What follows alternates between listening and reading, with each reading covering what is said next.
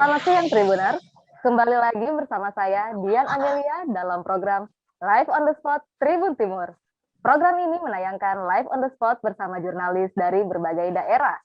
Hari ini saya sudah tersambung langsung dengan dua jurnalis Tribun di Makassar dan di Mamuju. Dimulai dengan berita selangkah STIE Muhammadiyah Mamuju menjadi universitas.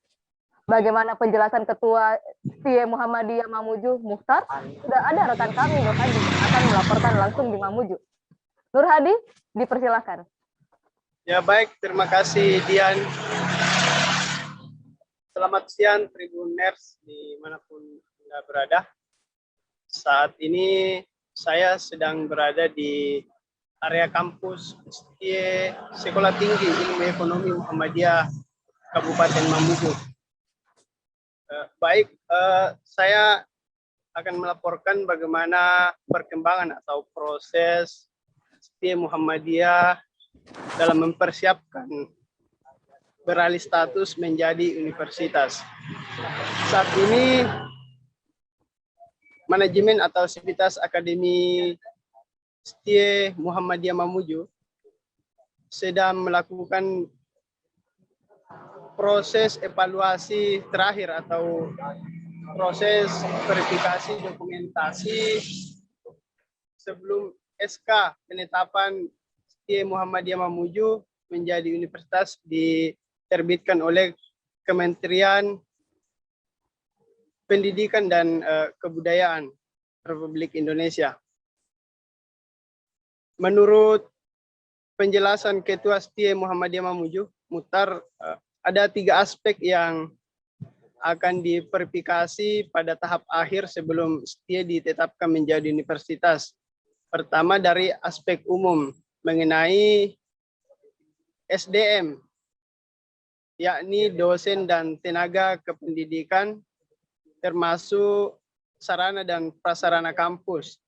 Apakah layak menjadi sebuah universitas atau tidak. Kemudian dari aspek legalitas atau aspek hukum, tim verifikator dari Kementerian Pendidikan dan Kebudayaan, Riset dan Teknologi sedang melakukan evaluasi atau tim evaluator melakukan verifikasi dokumentasi legalitas kampus, bagaimana kepemilikan tanah dan sejak kapan STIE Muhammadiyah didirikan. Kemudian dari aspek keuangan, bagaimana kemampuan STIE Muhammadiyah dalam melakukan pembiayaan ketika kampus ini nantinya berubah status menjadi universitas. Seperti itu. Kemudian informasi lain, Universitas Muhammadiyah dalam proses persiapan menjadi universitas, STIE Muhammadiyah Mamuju persiapan menjadi universitas akan terbentuk sebanyak 6 jurusan, yakni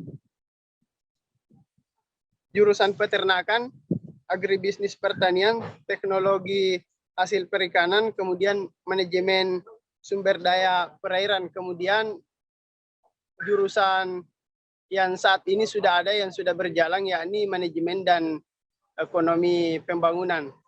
Tentu ini akan menjadi kabar gembira bagi seluruh masyarakat Mamuju di tengah keterbatasan pilihan lembaga pendidikan untuk melanjutkan sekolah ke jenjang yang lebih tinggi di Kabupaten Mamuju, di mana jika STIE Muhammadiyah Mamuju beralih status menjadi universitas, ini akan menjadi lembaga pendidikan tinggi berstatus universitas di Kabupaten Mamuju, di mana sebelumnya sudah ada Universitas Tomakaka di bawah naungan Yayasan Tan Ratu Patana Bali. Demikian. Oke, Nur Hadi, kira-kira untuk kampus STIE sendiri sudah ada persiapan apa saja nih untuk menjadi universitas? Apakah sudah ada gerakan-gerakan yang khusus yang mereka lakukan? Ya, terima kasih. Saat ini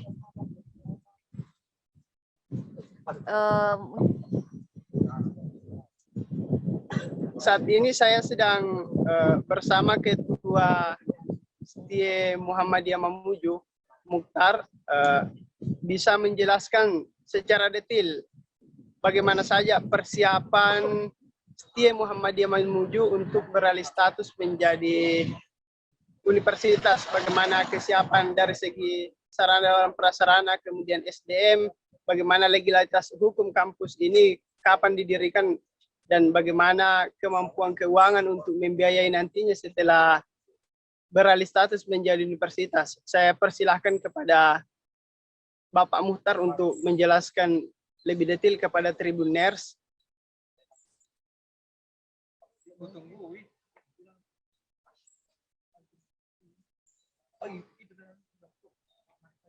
Tahapan evaluasi dokumen atas dokumen yang sudah pernah kita kirim. Jadi awalnya adalah kita mengirim pengusulan perubahan bentuk dari Sekolah Tinggi Ilmu Ekonomi Muhammadiyah Mamuju ke Direktorat Kelembagaan, Dirjen Dikti, Kemendikbud, Riset dan Teknologi. Itu kita kirim pengusulan dan dokumennya. Setelah diperiksa dokumen lolos, maka tahapan selanjutnya adalah evaluasi lapangan.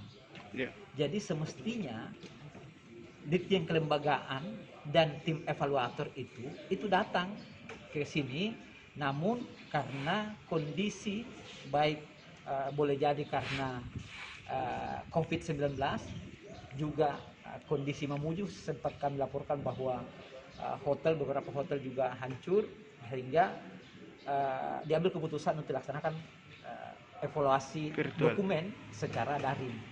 Nah, untuk itu hari ini hanya caranya sangat berbeda, tetapi modelnya adalah mereka memeriksa dokumen, membuktikan dokumen yang pernah dibaca di sana. Nah, jadi sekarang ini kita membuktikannya, ya, oleh direktur kelembagaan itu atau tim evaluator itu dibagi menjadi 3. Ada aspek hukum, ada aspek keuangan, dan ada aspek umum. Sehingga di sini kita lihat ada 3 ruangan. Kita diminta 3 ruangan, 3 lingsum, ya. Jadi dilaksanakan secara paralel. Aspek hukum, aspek umum itu terkait dengan sumber daya manusianya, dosennya, dan tenaga pendidiknya, karyawannya ceritanya. Ya, termasuk kondisi sarpras. Jadi sebentar ini pihak evaluator itu minta kita rekam itu semua sarpras kita, gedung secara keseluruhan, kemudian ruangannya, ruangan dosennya, labnya, bahkan ya, kita terdiri beberapa kampus, ada di kampus 1. Itu aspek dari aspek umum tadi itu. Jadi dosen, tenaga pendidiknya atau karyawannya, dan sarprasnya. Kemudian ke aspek legalitas hukum. Nah, hukumnya di situ berupa legalnya ini STIE, ya, kapan terbentuknya segala macam, siapa pengurusnya, ya, kemudian terkait dengan lahan, kepemilikan lahan untuk pengembangan, ya, itu minimal 10.000 meter persegi, ya, jadi kita buktikan bahwa kita sudah punya lokasi, diperlihatkan sertifikat aslinya. Jadi makanya kita panggil semua pimpinan perserikatan baik PWM maupun PDM untuk menyiapkan itu, memperlihatkan ini aslinya, ini bukti kepemilikannya. Nah, kemudian aspek keuangan di ruangan ini, aspek keuangan itu pada proyeksi bagaimana kesanggupan pendanaan kita. Jadi yang tadi barusan ditanyakan itu adalah terkait dengan audit.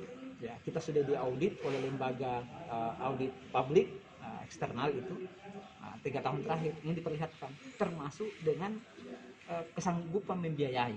Ya, kita juga sudah dikirimkan dana dari pimpinan pusat, ya, untuk pembiayaan kelanjutan daripada jika terbentuk. Nah, jadi setelah dilakukan evaluasi sebentar, boleh jadi jam 2 itu pleno. Itu kemudian mereka bisa jadi itu apakah langsung turun SK atau ada perbaikan. Jadi berubah universitas itu membutuhkan minimal 3 prodi. 3 prodi? Iya, 5 prodi. 5 prodi, minimal 5. Sekarang berapa kita sudah fakultas?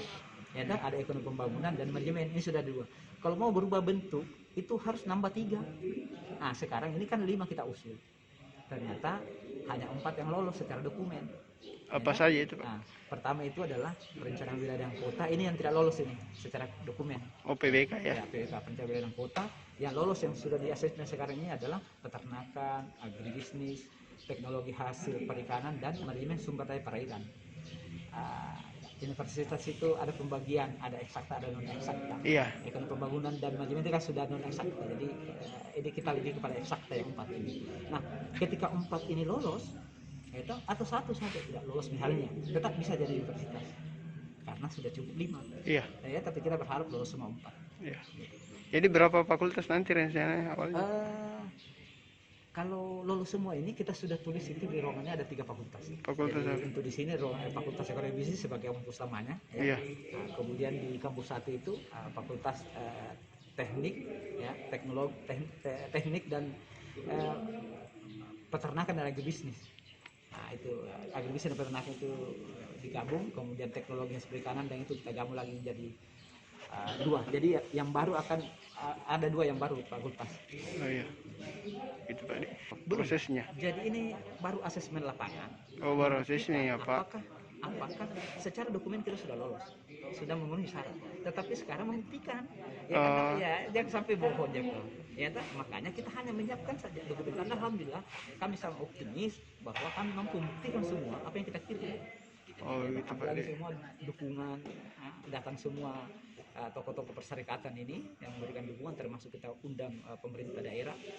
Ya, artinya kita undang itu dukungan. Kalau misalnya ada hal-hal kecil misalnya yang tidak terpenuhi, boleh jadi dengan semangat kita semua ini bisa terpenuhi. Gitu Pak. Ya, jadi setelah ini mungkin ada perbaikan, ya, misalnya dari sisi keuangan ada kekurangannya, ya, dari lahanmu ada sedikit, sarplasmu ada kekurangan, itu perbaikan. Kemudian kalau setelah perbaikan insya Allah. Jadi setelah proses evaluasi terakhir hari ini Pak selesai dan dinyatakan lolos, akan turun SK peralihan. Akan turun SK surat keputusan Kemendikbud terkait dengan perubahan bentuk sistem Muhammadiyah Mamuju menjadi Universitas Muhammadiyah Mamuju. Oke, siap. Terima kasih Pak.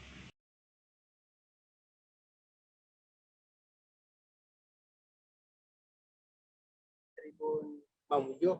Demikian tadi wawancara dengan Ketua STIM Muhammadiyah Muhtar menjelaskan panjang lebar bagaimana proses STIM Muhammadiyah Mamuju menjadi Universitas Muhammadiyah Mamuju nantinya atau UM Maju. Saya kembalikan ke dia. Baik, Nur Hadi. Saya punya satu pertanyaan. Kira-kira sudah ada berapa jumlah dari mahasiswa tersebut, bahkan alumni dari kampus tersebut? Ya, baik.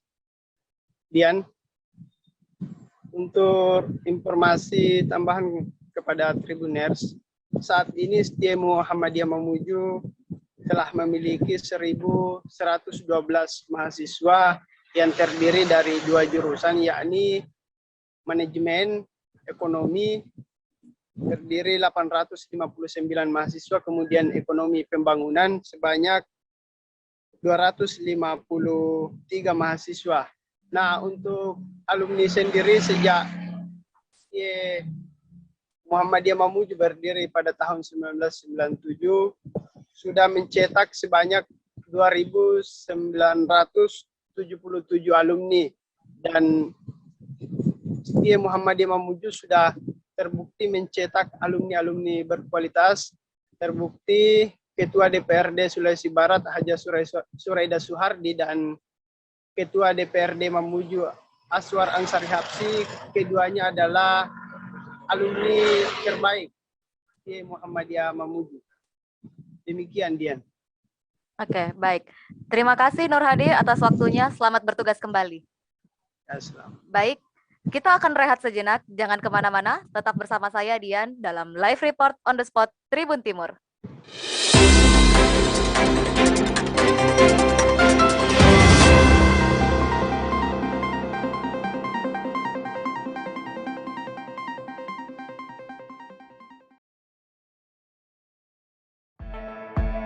Hai Tribuners, yang suka nyeri otot sendi pakai aja Geliga. Ayo mulai sekarang pakai terus Geliga dan jangan buang kemasan atau bungkusnya ya. Karena ada kuis gebiar Geliga periode 15 April sampai 30 Mei 2021. Segera ikut kuis gebiar Geliga. Caranya sangat gampang. Sebutkan apa nama monumen yang terletak di Jalan Sudirman yang juga dikenal sebagai Monumen Pembebasan Irian Barat, dan gambarnya juga akan ditayangkan pada Instagram @tribuntimur.com dan koran Tribun Timur. Menangkan hadiah mingguan dan grand prize 1 unit motor New NMAX, 1 unit sepeda Polygon, 2 unit handphone Samsung, uang tunai 10 juta rupiah untuk 10 orang pemenang, dan hadiah mingguan uang tunai masing-masing 500 ribu rupiah untuk 5 orang pemenang yang akan diundi setiap hari Jumat. Tulis jawabannya di belakang kemasan bungkus Geliga jenis apa saja dan kirim beserta fotokopi KTP, nomor telepon, dan kirim ke box undian ke kantor Tribun Timur Jalan Cendrawasih, nomor 430 Makassar, atau Radio Gamasi FM di Jalan Veteran Selatan 71, Kompleks Marinda Blok B2 Makassar, atau pasar-pasar di area Kota Makassar. Pajak hadiah ditanggung oleh pemenang ya. Untuk informasi lebih lanjut, hubungi 082 291 538 388. Geliga, ahlinya nyeri otot dan sendi.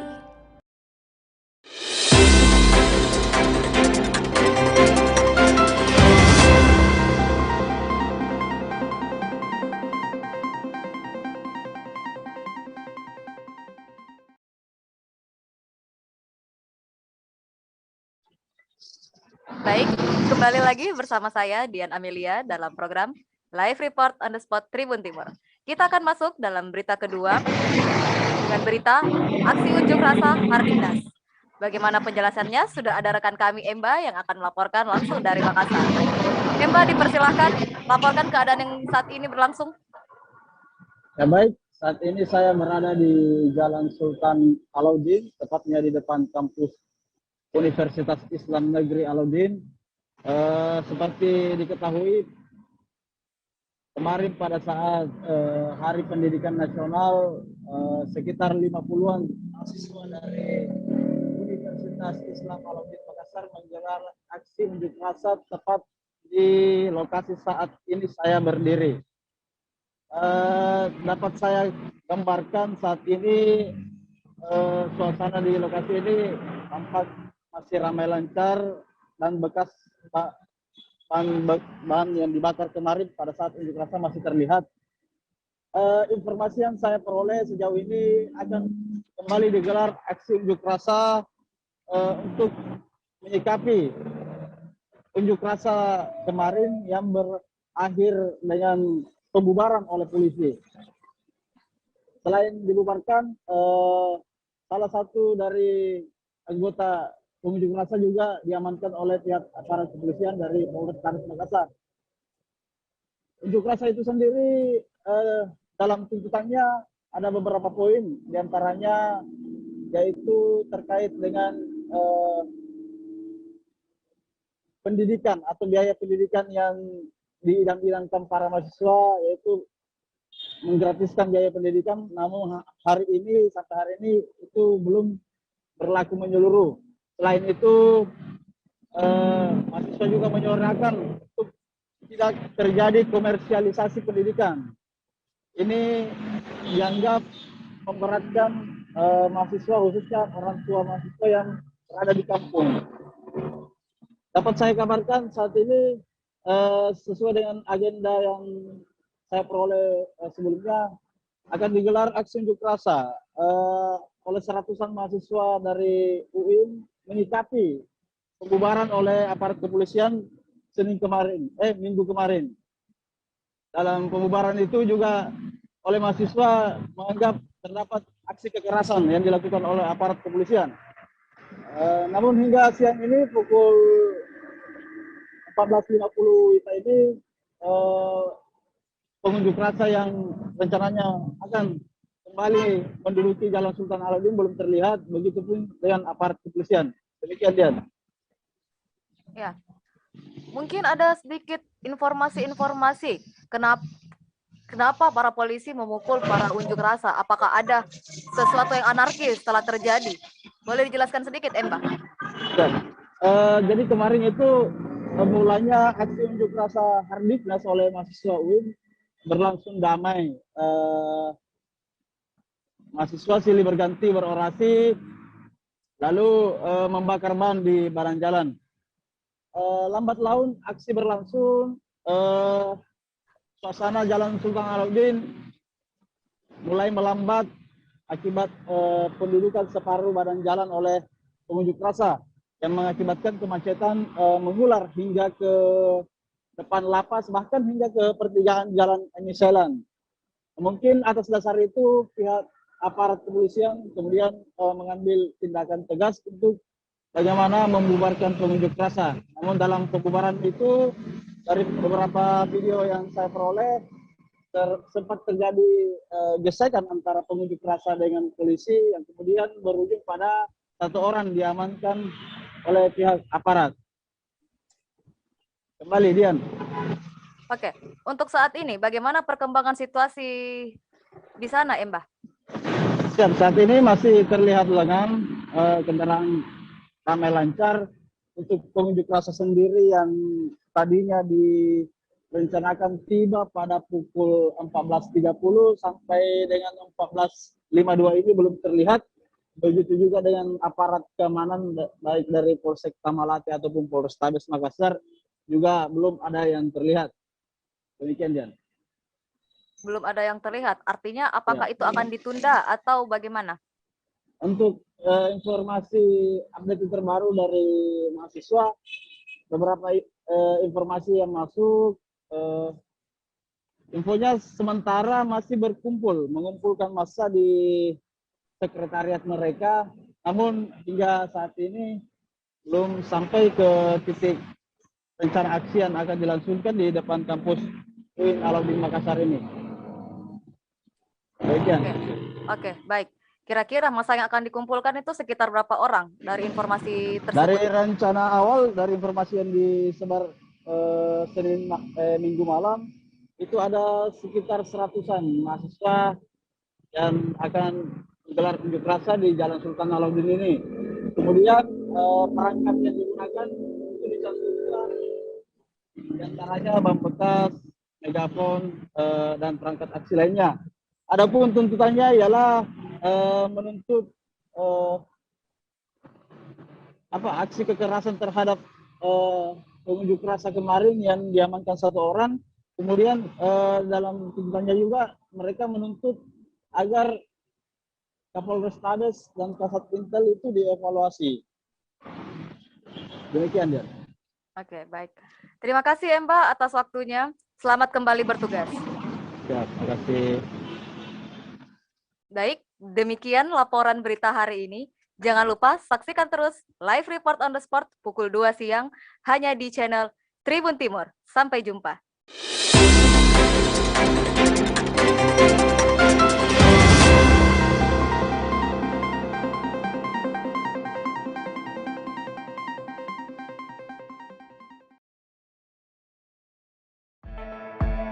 Hai Tribuners, yang suka nyeri otot sendi pakai aja Geliga. Ayo mulai sekarang pakai terus Geliga dan jangan buang kemasan atau bungkusnya ya. Karena ada kuis gebiar Geliga periode 15 April sampai 30 Mei 2021. Segera ikut kuis gebiar Geliga. Caranya sangat gampang. Sebutkan apa nama monumen yang terletak di Jalan Sudirman yang juga dikenal sebagai Monumen Pembebasan Irian Barat, dan gambarnya juga akan ditayangkan pada Instagram @tribuntimur.com dan koran Tribun Timur. Menangkan hadiah mingguan dan grand prize 1 unit motor New NMAX, 1 unit sepeda Polygon, 2 unit handphone Samsung, uang tunai 10 juta rupiah untuk 10 orang pemenang, dan hadiah mingguan uang tunai masing-masing 500.000 rupiah untuk 5 orang pemenang yang akan diundi setiap hari Jumat. Tulis jawabannya di belakang kemasan bungkus Geliga jenis apa saja dan kirim beserta fotokopi KTP, nomor telepon, dan kirim ke box undian ke kantor Tribun Timur Jalan Cendrawasih, nomor 430 Makassar, atau Radio Gamasi FM di Jalan Veteran Selatan 71, Kompleks Marinda Blok B2 Makassar, atau pasar-pasar di area Kota Makassar. Pajak hadiah ditanggung oleh pemenang ya. Untuk informasi lebih lanjut, hubungi 082 291 538 388. Geliga, ahlinya nyeri otot dan sendi.